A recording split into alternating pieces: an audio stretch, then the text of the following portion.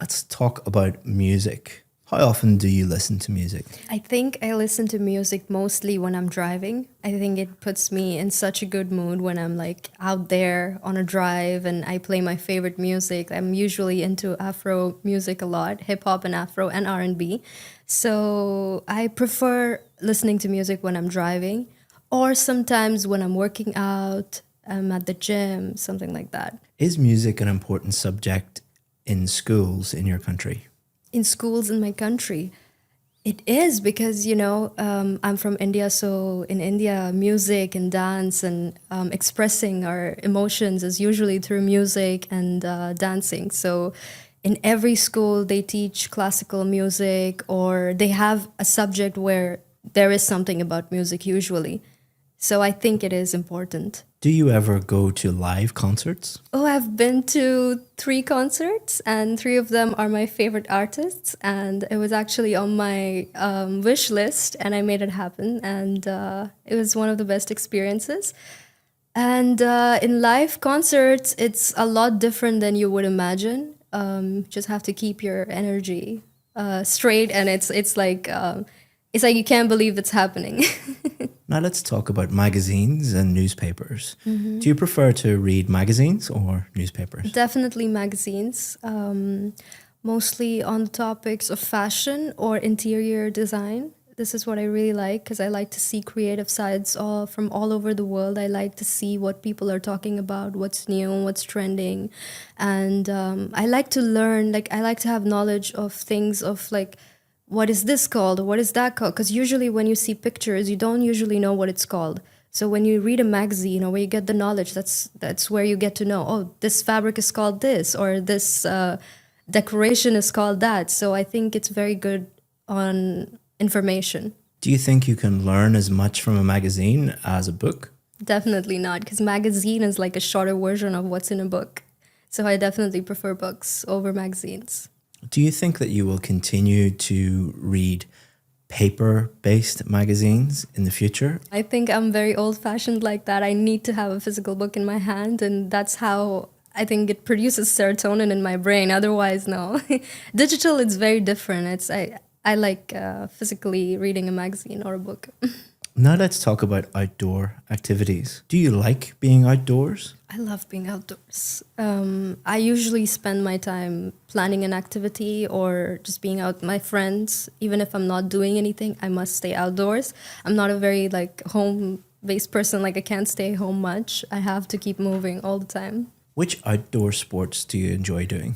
I like going out with my friends and playing football or some kind of activity like swimming, going to the beach. This is something I really, really enjoy. Which outdoor activities are most popular in your country? Definitely, it's like the game of India. Everybody loves cricket. When you go out of your house, you're always gonna see like some kids playing, or also badminton. Actually, people enjoy that a lot as well. I'd like to describe my favorite actor and actress. So my favorite actor will be Benedict Cumberbatch, and my favorite actress is Angelina Jolie. And I like their movies so much. They usually star in action films or mystery films, and that's very similar to where I am. Like in my personal life, I love mysterious stuff. I'm like always into like detective theories or mystery books and stuff like that. So I always watch movies as such, and their acting is on point. It's always number one. And I like Angelina Jolie also for her humanitarian work that she does throughout her life. She's been very present with charity work and making sure that a lot of kids are fed in countries which are unfortunate. And I really like that about her. And I also like how fierce she is. And when she presents herself, it's very divine feminine. So I really, really like that. And I feel like she has that sort of energy where a woman can feel powerful about herself just by looking at her and kind of understanding where she comes from. She doesn't really come from a very mentally stable place, but now at this point in her life, she's a very like strong woman, and she's done it all herself. And Benedict Cumberbatch, I actually watched his TV show, which was called Sherlock, and I am a crazy Sherlock fan. I love mystery, like I said, and detective stories and everything. And him playing that really showed me what kind of an incredible actor he is, because I felt like I'm watching Sherlock Holmes from the books and not an actor on screen. And he's also done a movie that I really love. It's called Doctor Strange. That's my favorite superhero from the Avengers. And he has just done an amazing job in that movie. So we've been talking about a famous actress and actor that you enjoy. And we're going to continue to talk about movies and theatre. What are the most popular types of movies in your country? It would be action and drama, definitely something that has to do with emotional connection. It's usually fictional, that I would say, and also comedy. Yeah, there's a lot of comedy that goes on in the films that are coming out now and from India. Do you think that going to the cinema will be as popular in the future? I think 50-50, yeah. I'm not sure about that, but it looks like people enjoy watching movies at home, and it's not as much exciting as it used to be back then. And I think probably, yes, it would be more digitally available at home, and probably, yeah. Now let's talk about the theatre. How strong a tradition is it today in your country to go to the theatre? Mostly, I think in out of city areas, actually. It's mostly now as an activity that families go to with their kids, just to show a play to their kids and to introduce them to this form of culture and activity. I think it's more of that now. Theater is not as much popularized back in India as much as cinema and film and movies are. So I think that is kind of on the back seat. It's not so much as it used to be. Do you think that theatre should be run as a business or as a public service?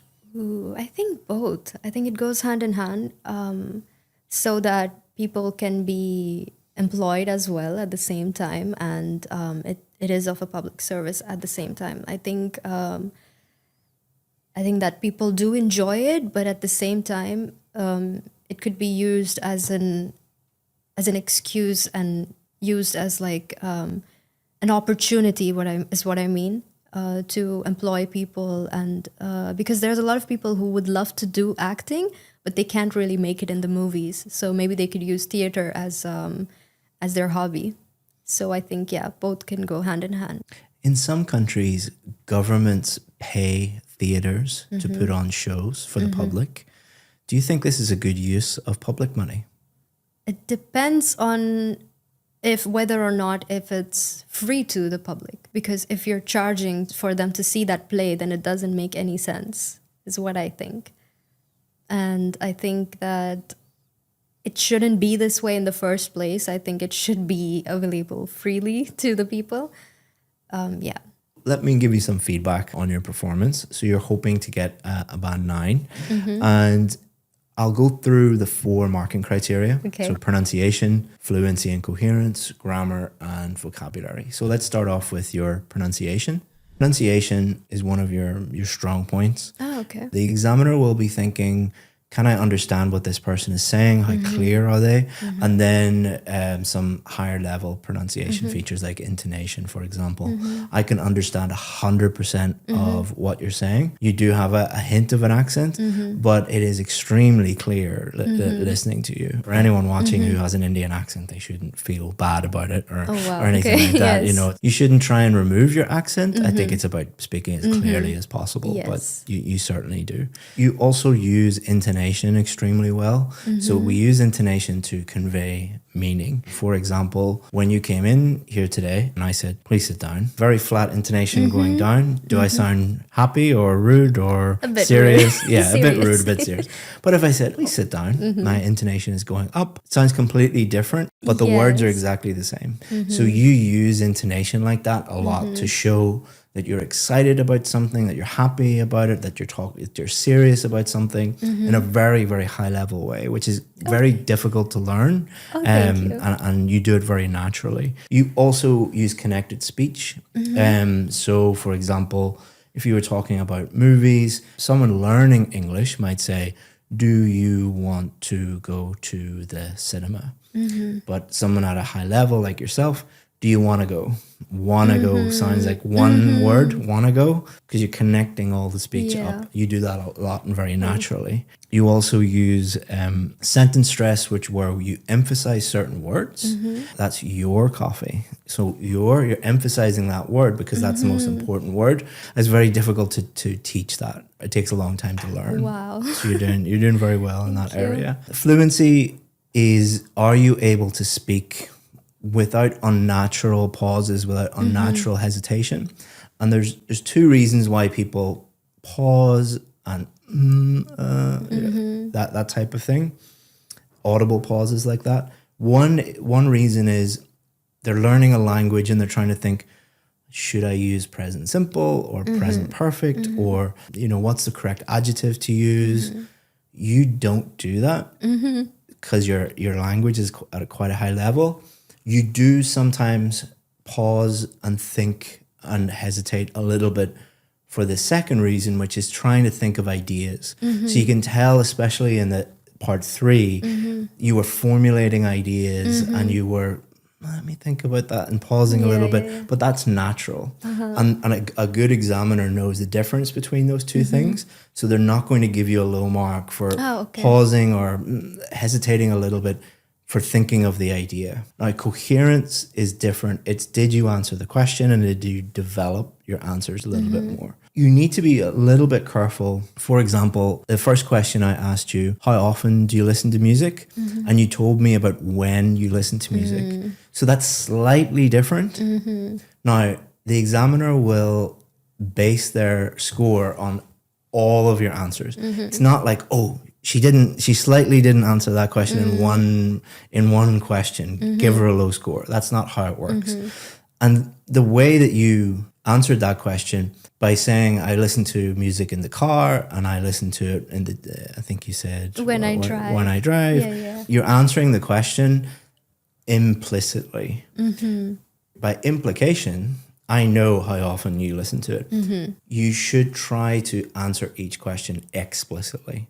How often do you? Every day. I don't think that this is an issue for you today, but imagine you go and do the test. Imagine you have a Canadian visa application. And it's like, if I don't get this, I can't go and meet, my family or I can't do whatever I want to do. There's a lot of pressure on you. So often when people are under pressure and under stress, they mess up. Just make sure that you answer every question exactly how they want it. The same with the cue card for part 2. It said, describe your favorite actor or actress. And you did both. So technically, an examiner would be extremely picky if they marked you down for that. But again, I'm not criticizing you, but I'm being overly cautious because on exam day, if you go and do the test, you might go off and talk about something related to that topic, but not really answering it correctly. I think you would be fine, but we just don't want to take any risks. Definitely. Towards the end, especially the last question, part 3, what the examiner is thinking about is, can this person really develop their answers? Can they speak at length about topics? The last question, there's quite a short answer for part 3, but that was quite impressive. I'll tell you why. If you get a really, really difficult question in part 3, you should be happy because the examiner thinks you're good. If the examiner thinks you're bad, they'll just throw easy softball questions at you.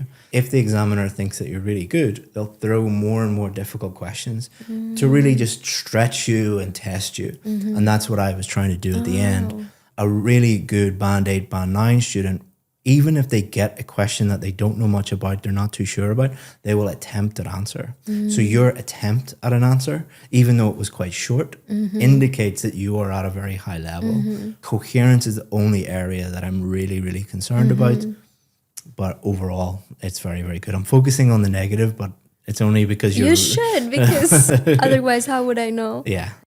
Grammar, the examiner will be thinking, does this person have enough awareness of grammar structures that they can talk about anything? Like, can they use comparatives to compare two things? Can they use superlatives to talk about their favorite things and talk about the best things? Whatever I throw at you, you're able to handle that. Oh. And they'll also then think about, how many grammar mistakes are you making? I think I only heard one or two small slips. I think like preposition slip or an article slip, but that is comparable to a native English speaker. If you listen to native English speakers speak for 15, 20 minutes, they'll make little preposition errors or subject-verb agreement errors. So that's natural. So don't need to worry about that. And your vocabulary is also excellent. For example, this. You use very topic-specific words and idiomatic language, which is great. Only very high-level students actually do that. So your final band score would be the highest one, which is a band 9. No way. Thank you so much. Yeah. That's amazing. But, if on test day, you didn't answer the questions in part 1, you didn't really answer the question in part 2, and you didn't develop your answers enough in part 3, that would drop you down a little bit. Not hugely, but just be careful with that. All right. Less than 1% of people get a band 9. Oh, wow. Yeah. So there you go. Well done. Thank you.